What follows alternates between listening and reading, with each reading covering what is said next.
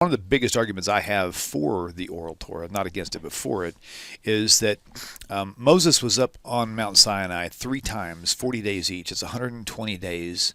Multiply that by 24 hours. You're talking over 2,000 hours.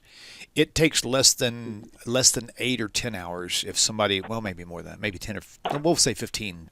Moses spent 2,000 hours in the presence of God. There's no way he was talking about Oprah Winfrey or, the stock market. He was talking about what God was teaching him. So, yes, there has to be an oral law. It's impossible that there would be any other explanation.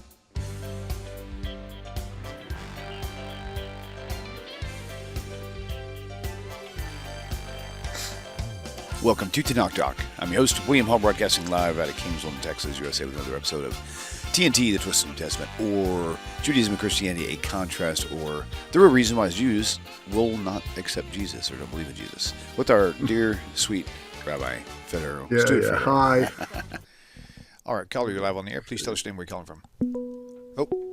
Hi, it's Henry from England. Henry, hang on one second. Whoa, England. Oh, wow. there we go. Actually, Henry, go ahead. Hello? Go ahead. What question do you have for today? Yeah, just wondering what does a Noahide do if he hasn't got a synagogue to go to, and I ain't got no friends really, because to keep myself to myself, I've got no Jewish friends. Well, I just watch these TaNaCh Talk videos all the time, so I don't know what to do other than follow the Noahide Laws, so I've got no synagogue to go to. So you're just wondering, as a Noahide, what do you do? Is that what you're saying? Yeah. You tell me just daily life, your practice, your weekly practice, Shabbat, things like that. Is that what you were curious about? Well, I know that Noahides don't have to follow the laws that the Jews have to. It's just that I've got no synagogue to go to. Like I say, I don't know how to worship God properly and all that. Right. So it's just there's no 613 for the righteous non-Jews. It's the 7 categories or 70 to 80 laws that you do. And most of those are pretty easy to figure out which ones they are, because the ones that are mostly the common sense laws. Don't injure an animal. Pay somebody when you're done. That sort of thing. No adultery. No murder. Things that are real common sense and obvious ones that are the ones that are really the main Noahide ones. Of course, it goes beyond that. But, and as far as the Jewish laws, as far as like keeping Shabbat and Pesach and all the holidays and stuff, you just can't do it the way Hashem commanded the Jews to do it. You can still celebrate them. You can take off on the Sabbath. You just can't do it the way God told the Jewish people to do it. You know what I mean? You can even work. So I can do what the Jews... Say again? So I can even work on... So you're going to say I can even work on the Shabbat? Yeah, absolutely. Yeah. There is nothing in TaNaCh about a Noahide, a righteous Noahide, because Noahide's a loose term, a righteous non-Jew. You can work on the Sabbath day. You can even eat unkosher. I don't like the idea of it, but you can work on the Sabbath day, and there's no violation at all, which means that you're still in perfect alignment with the Creator when you do work on Saturday. You know what I mean? What about praising God and singing to Him then? Because I like. Hang on just a second. Hang on singing. just a second. Joel, sit tight. I'll be back with you in a second. Okay. All right. All right, cool. Okay, so with singing and stuff like that, Rabbi, you might have to give me more insight on that. But as far as that goes, I don't see there would be any problem with that, right? William, no problem with which? As far as like the singing, singing songs to the Creator. No. Of course not. Praise and things like that. As long as it's honoring Him. Yeah. If the Bible talks about non-Jews having an area specified for them because I'm in the temple, studying Hebrew and everything in the Institute of Israel Biblical Studies, and I like to sing the Hebrew songs. But I find it's run by a Christian group, so I just don't want to be indoctrinated to their stuff. Yeah, if you're in a Christian group and they have their songs in Hebrew, guaranteed it's going to be messianic. They're going to have Jesus in there somewhere, so I would avoid that.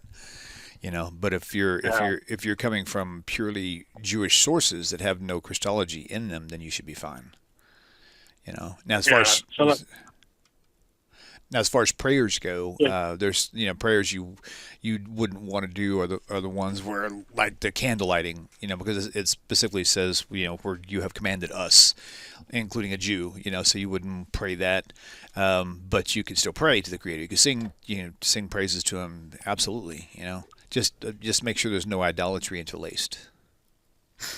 Yeah. Okay. Does that help? My uncle spent his blood off to Ancestry.com, and he come back with Jewish blood in his blood. I know you can only be a Jew if your mother's Jewish. Yeah, if you like, for you, let's talk about you for a second. If your mother was Jewish, then you yourself are also. If your father is Jewish, that just means he could be from a different tribe, but it won't count. You would still have to go through a full conversion anyway. In fact, even if you were raised,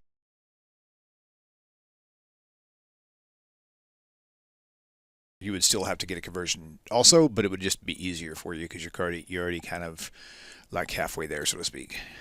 Right. There are different names for it. I've heard ritual for return. I've heard a gerut l'chumrah, which means just for the sake of being strict. So, yeah. Mm-hmm. Okay, well, I hope that was helpful. Yes, sir. It's about praising God and singing to Him, and it's okay just for me and my wife because we got nowhere to go to socialise with anyone really, to speak about Scripture really. It feels like we've been isolated because I've been praying for God to get me out of people that try to twist Scripture and that, and He's moved us away from it. He's moved us away from everybody, and me and my wife are on our own. Wow. In this town now. Right. That's got to be hard because you don't have any social life. You don't have any community, you know. It's very difficult. Yeah. May I also urge you to at least consider fully converting to Judaism? Yeah, definitely, 100%. That's why I said to William about my family having Jewish blood in them and how to find out if you're actually Jewish or not. But there's really no such thing as Jewish blood. Okay, it indicates ancestors who may have been Jewish, but that doesn't really say anything about you. Okay, so if you get a blood test, okay, for a doctor, is there a way to determine which part of the blood is Jewish blood that comes out of your finger? I mean, there's no such thing as Jewish blood. What happens is that people will discover through, like their DNA, that there's indications that ancestors were Jewish, but that doesn't say anything about you. What it does, which was a brilliant insight of Tovia Singer that I heard once, it tells you where to look. Mm-hmm. So if your DNA test is mitochondrial DNA only comes from the mother. Okay. Cellular DNA, there's a different word for it. I can't remember the word. Y chromosome. Thank you. Y chromosome only comes from the father. So if the test you have is mitochondrial DNA, now you know where to look. Now you know to go talk to your mother's mother, mother's mother, and see if you can find any indication. So the only thing about the DNA test is it tells you where to look, but it does not in fact make someone Jewish just because the ancestry and DNA indicate that there were ancestors who were Jewish. But it tells you where to look. Okay, my friend, I'm going to let you go. We got another caller coming in, so thank you for your call. Hope it was helpful. Okay, thank you. You bet. Bye-bye. William. Yes, sir. I'm sure it's my equipment, but I couldn't really hear what he was saying. No, he's just got a really strong accent, very strong accent. Oh, no, this was blurry. It was like, yeah, go ahead. Well, anyway. This will be a good test for you then. Joel, go ahead with your question.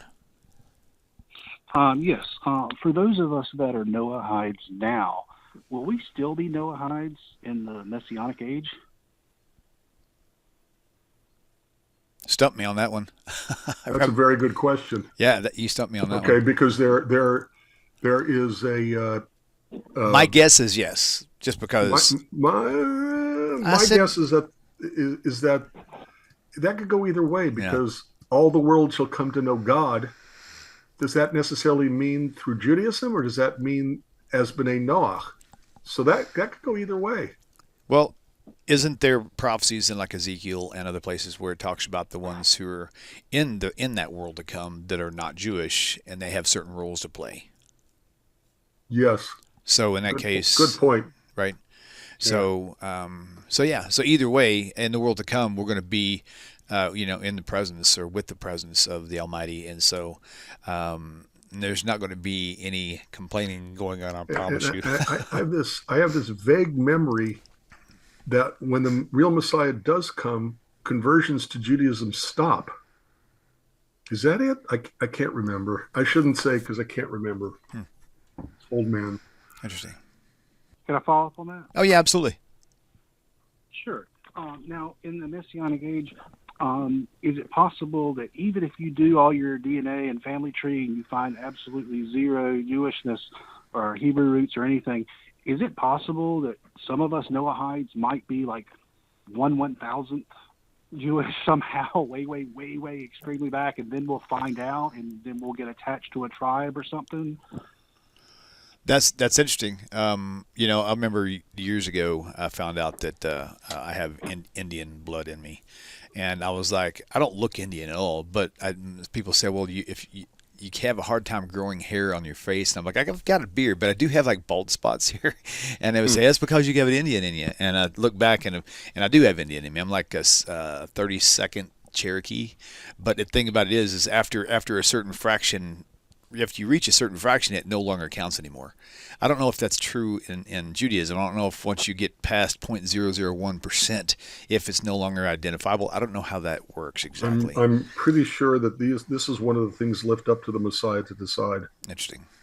And right now, I thought that DNA testing could actually indicate that small a DNA connection. But I could be wrong. Interesting. So, yeah. Okay, Joel. Sorry we wasn't as helpful as I was hoping. That's okay. Thank you so much. You bet. Take care. Thank you. Bye. Fajro Berdino. Pharaoh's parents are never named, neither are Cyrus's. Good point. Very good point. I did find a question here. I found a question here. I don't see the time step. I think I, for some reason, didn't reset it again. But this is Justin and Lori. He said, is it possible that Jesus was the Messiah and it was Paul that turned him into an idol for worship? Jesus was teaching from Torah, so I'm confused as to why there is so much negativity towards his name. Well, once again, the religion about Jesus is called Christianity. The religion Jesus himself believed in, the religion of Jesus, is called Judaism. So when Jesus preaches something according to the New Testament text that is in consonance with Judaism and the Bible, then it's a good thing. But when Jesus taught stuff that was not in consonance with Judaism and the Bible, or especially the Bible, then it's not a good thing. So, when you make the claim that Jesus taught a lot of stuff that was biblical, there's an old saying that what is in the New Testament that is good is not new, and what is in the New Testament that is not new is not good. Right. Wait, did I just reverse that? I think I messed that up. If it's new, it's not good. If it's good, it's not new. Thank you. Yeah, something like that. That's what I said. Yeah. You weren't listening. So, That's what I meant. So question back on the Justin and Lori, and we do have two callers in now. They just called in. Okay. One thing it says, is it possible that that it was Paul that turned him into an idol for worship? No. Interestingly enough, Paul never met Jesus. Paul never knew of a virgin birth. All the idolatry stuff came way after Paul. Paul's writings were first, and about 40 to 80 years later came the Gospels, and that's where you really find what I find would be the idolatry stuff, in my opinion. So, By the way, because of the description that is about Jesus that has nothing to do with Paul, that's how we know he wasn't the Messiah. Yeah. Because what they say about him and what he says contradicts what we already know comes from God, which is Torah and the TaNaCh. Interesting. Okay, and so that's why he's rejected. Yeah, that's true. It's the usual stuff. Deuteronomy 24:16. Every man shall be put to death for his own sin. Nobody else can die for your sin. It says that also in Exodus 32. Also says that in Ezekiel 18 verse 20. The wicked is on the wicked, not on the righteous. Right. So people have a tendency to believe that, Jews don't believe in Jesus because Christians were mean to us, or Jews don't believe in Jesus because we were, persecuted, or because we don't really know our own Bible, all that stuff. No, it's because we know our Bible that we reject Jesus, because what they said about him and many of the things he said contradicts what we already know comes from God, and so we reject him and his message. Mm-hmm. Okay, and Paul had a heavy influence, but he's not the only influence. It's also the Gospels, which are the best indication that Jesus could not have been and was not the Messiah. Mm-hmm. Right. All right, we're going to take this caller. Caller, you're live on the air. Go ahead and tell us your question. What's your name? Where are you calling from first? Hi, William. It's Jacob. Jacob, man. How you doing, man? Jacob. Hi, Jacob. Welcome back. Hi, Rabbi Federow. Hey, I was watching you guys on the channel, and I saw you mention me, and I'm sorry, William, I called. I didn't mean to. No, that's okay. That's okay. I wasn't going to ignore you. I hope you heard what we were saying about you, especially my comment that I hope you don't burn out and get bored of this, because you're very good at it. I did. I was like, I did see that. No worries. I'll never burn out. That's the gut feeling I got from him. I hope that remains true. Yep, that's awesome. But Cool. I had a quick question, though, because I heard one of the callers, he mentioned, would there be like a distinct roles for Noahides and Jews? Yeah. In Isaiah chapter 60, isn't that kind of a reference of I want to say verse 1 through 3, a distinction of the Israel leading the nations, or peoples of the nations, I should say? Isaiah 60, verse 1 through 3. Let's see. The Gentiles shall come to the light, and the kings to the brightness of thy rising. Right. Put together in a sphere. Yeah, but large. the Gentiles shall come to your light, and kings to the brightness of your rising. Lift up your eyes round about and see. All they gather themselves together, they come to you. Your sons shall come from far, and your daughters shall be nursed at your side. I'm not sure that necessarily is as clear that there's a distinction. Because once they come, once the Gentiles come to God's light, it doesn't say if they become completely Jewish. It doesn't say if they remain only B'nai Noach. It's not clear. Most likely, though, from what William said, I think is accurate, and I think they do stay distinguished between the two. Okay. So in this one, it's more like people are coming to worship the true God. Right. People of the nation. But does that mean they worship as Jews, or does that mean they worship as B'nai Noach? I mean, that's, again, I think that can go either way. Okay. Yep. Cool. There's a song we... Hey, Jacob. Okay, hey, thank you very much for your call. Good talking to you. Hey, Jacob, talk to you later. See you later. Bye. Bye-bye. All right. Joel already asked this question, didn't he? Hey, Joel, did you call back, or did I just forget to hang up on you? Oh, yeah. I wanted to ask a follow-up, if that's okay. Oh, yeah, go ahead. Sure. All right. So about the Noahide thing, if other Noahides are talking about things in the Talmud, is that going too far? It seems like Torah and TaNaCh should be sufficient for us, but it seems like some Noahides want to go even further. Is there like an in-between point or something? Like you're going from Noahide to Judaism, or is there like a cutoff? I don't know how to explain the question, I guess. Well, my question is back to you, because I'm not sure what they're quoting from Talmud, because they could be quoting passages from the Talmud that explicitly relate to being B'nai Noach. You see my question? Right. So, sure. So I'm not sure what they're quoting from Talmud. I would like to say this, though, Joel, if this will help. No one should be studying the Talmud unless they're being taught by like an Orthodox rabbi who was taught by another Orthodox rabbi who was taught by another Orthodox rabbi, like but a big long chain, knows B'nai Noach. who knows exactly what all this stuff means. When somebody goes in, even as just for the first time a B'nai Noach or even a Christian, that's how they get into trouble. They try to study things, they start misinterpreting things, and they start freaking out, and they don't know the proper commentary on it. Sit tight 1 second. I'll be right back. Caller, I'll be right back. Don't hang up. So with that said, realistically, they shouldn't be studying it unless they actually are going through an upper rabbi somewhere, someone who's been trained in it properly. You know what I mean? So hopefully. Because I keep hearing Noahides talk about how Noah, it goes beyond Noah, that somehow Moses was giving Noahide laws and changing Noahide laws and things like that. And it just sounds a little bit too much. Well, from Talmud, there is a reference in TaNaCh where Moses had to find out an answer because he didn't know how to handle the situation, right?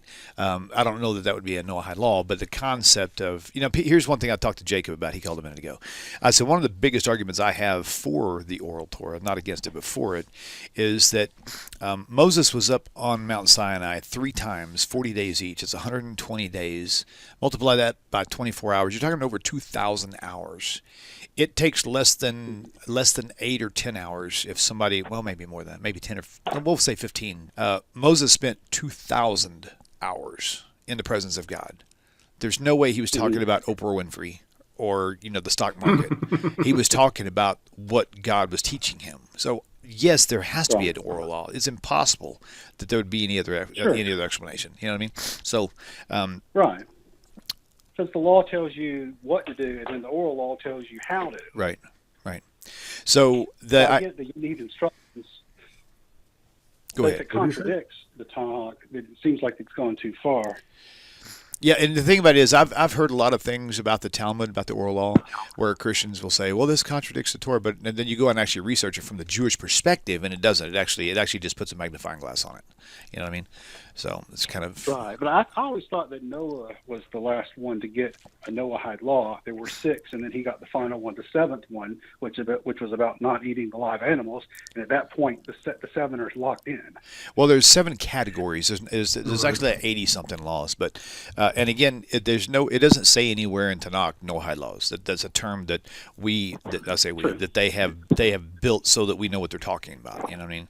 It's kind of like they renaming vowels now in the English. It's like, what is a schwa? That sounds Hebrew. It's always been there, but they finally figured out a shape for it and an indication to show you what it is, to teach you something. The rule has always been there, but it hasn't always been written down. So that's kind of my stance on that.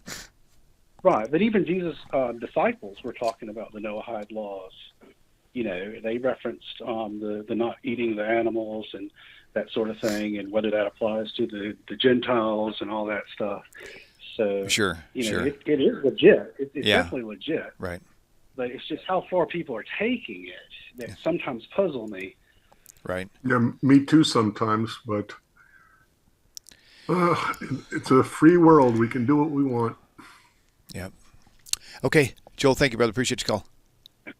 Thanks. You bet. Bye-bye. Okay. We have Henry again. Yeah, hello. It's just want some clarification. Did he say earlier doing a full conversion? Does that mean about no? He said that he would like it if you would consider just make it a consideration where you would actually just convert to Judaism, so you could fully convert, so you can embrace it the way you want to without any questions, with proper guidance and things like that. So, how do I do that? Well, you'll have to move to a community somewhere. So if, like for my wife and I, at first, I thought that was the only choice, and I was like, oh my gosh, we're going to convert to Judaism. I was excited, but I was kind of scared at the same time. But we live kind of out in the country, an unincorporated area, 2 hours from any synagogue, and I was in construction. I have all these tools, a workshop. I'm like, I can't sell up everything I can and move to a Jewish community. That would be impossible. It'd be suicide for our family financially. And so we didn't. We stayed here. And then as I learned more and more that you don't have to convert to be righteous in God's eyes, I was like, okay, let's just stay here then. William, I got news for you. You don't live kind of out in the country. You live way out in the country. Not like most people think. I mean, I look outside. I've got neighbors I can see. When I'm thinking about out in the country. Oh, wow. Yeah. Well, when I think out in the country, I'm thinking a long dirt road with one house here and about 10 acres further another house. Yes, it's not that bad. That's true. Yeah, but still we live. Or that good, actually. Yeah. Not that good. Right. So, yeah. I live out in the country as well, and I'd love to do it as soon as I'll do a full conversion, but I live out in the country, and I'm finding it actually listen a bit more now, but I'm finding it difficult for my wife to get away from Christianity. But I think he's listening a bit more, and I'm showing her all the contradictions where he can't be the Messiah is impossible. Well, with your wife, I'd just say just be patient with her and don't try not to force feed her anything. What I did with my wife, and it was very helpful, was I just told her, I said, look, I said, I'm making some changes in my studies, and I need you to give me that liberty to do so. And I'm going to keep studying. Let me study the way I need to, and I'll let you study the way you need to. And, let's just go where it takes us. And we ended up at the same place, Baruch Hashem. You know what I mean? So, Henry, let me remind you of something. You cannot pull somebody to something. You cannot push somebody to something. You can only lead them to something. So you have to be a leader and lead people, but you can't force them. You can't push them. You can't pull them. If I have a pen, okay, and I ask you to take a hold of the pen, and you take a hold of the pen, but I start pulling towards me, your automatic reaction is going to be to pull it against me and pull it towards you. Or to let go. Or to let go. So if you pull somebody in a direction, they're going to resist and pull away from you. If you push somebody in a direction, they're going to resist you and push against you. Yeah. The only thing you can do is lead them. By your example, by your interest, by your finding meaning within Bnei Noach or Judaism, okay? It's only by leading them that you will be able to bring them where they should be coming to, if that makes sense. Okay. Yeah. My wife leaves me alone to study Hebrew, study the Bible, much as I want. She's got no issue with it, and she encourages me to learn Hebrew. Yeah. Remember, if it helps you learn Hebrew, I would urge you to go look at my website. Go look at my YouTube video that William created. It's called Hebrew Jump Start. Learn how to read Hebrew in 1 hour. Yeah, I've been there. I hope it's useful. I hope it works for you. Yeah. Yeah, I've been there. I did watch your video of teaching Hebrew before I actually knew who you were. And yeah, I've seen that, and you can put it out as well, can't you? What was the last question? Sorry. I didn't hear what he said either. I said, yeah, I watched you teaching biblical Hebrew as well before I actually knew who you were. And I think you can print out them flashcards on your website as well, can't you? Yeah, you've got stuff on your website for like helper sheets, workbooks, right? Oh yeah, that that website is HebrewJumpstart.com. Yeah, HebrewJumpstart.com. HebrewJumpstart.com. Right, and you can download. You can download the PDFs. Sorry, you can download the handouts that I used to hand out at Yom Limud here in Houston for 30 years when I taught this, and 6 of the pages of the handouts you can photocopy onto hard cardstock and make your own flashcards. And also, just so you'll know, there's also a workbook which helps you practice reading Hebrew out loud, and it gives you access to a video or a recording, I should say, that I made with William, that is me reading every word in the workbook. But the workbook costs $10, but you don't need that. What you need is the flashcards and the watching the video over and over again. Yeah. Okay, thank you. Okay, thank you very much for your call, Mr. Henry, and we'll talk soon. Thanks. All right, cool. All right, we're going to make that a wrap because I do need to have time for editing. So we'll mark that off. Guys, thank you for tuning in. Be sure to subscribe to the YouTube channel, turn on notifications, and share these videos with your friends. Yeah, we'll go from there. Don't forget to buy Rabbi's books. Someone said our chat had a lot of trolls. You're right. Yep. That's all right. But they're subscriber trolls, so let them come.